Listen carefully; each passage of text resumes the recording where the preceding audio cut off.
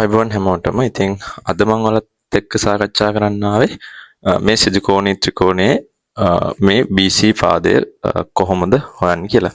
ඉතින් අපිට සිදුකෝණී ත්‍රිකෝණයක් නම් අපි දන්නවා පාද දෙකක දිග දීලා තියෙද්දි ඉතුරු පාදයේ දිග හොයන්න පුළුවන්.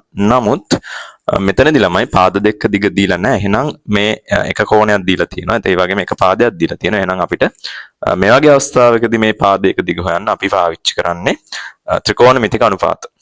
ඒ කියන්නේ ඔයාලා දන්නවා sin cos tan. හරි.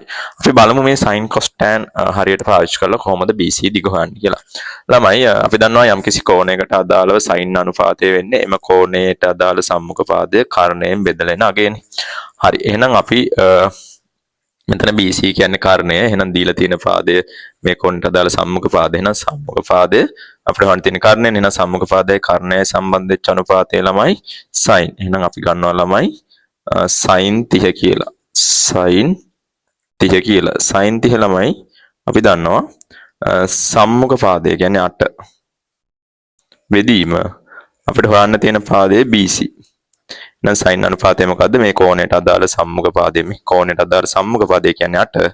එයා බෙදෙනවා ළමයි කර්ණය. මේ කර්ණය වෙනස් වෙන්නේ නැහැ. කෝණය මෙතන තිබ්බත් කෝණය මෙතන තිබ්බත් කර්ණය කියන්නේ ළමයි ඍජු කෝණයට ඉස්සරහින් තියෙන පාදය.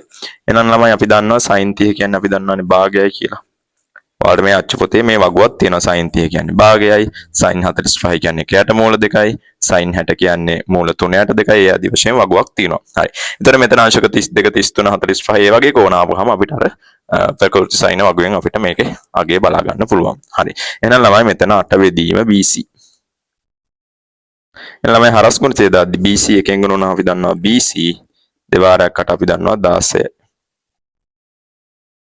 හරි. ඔන්න ළමයි අපි BC දිග හෙව්වා.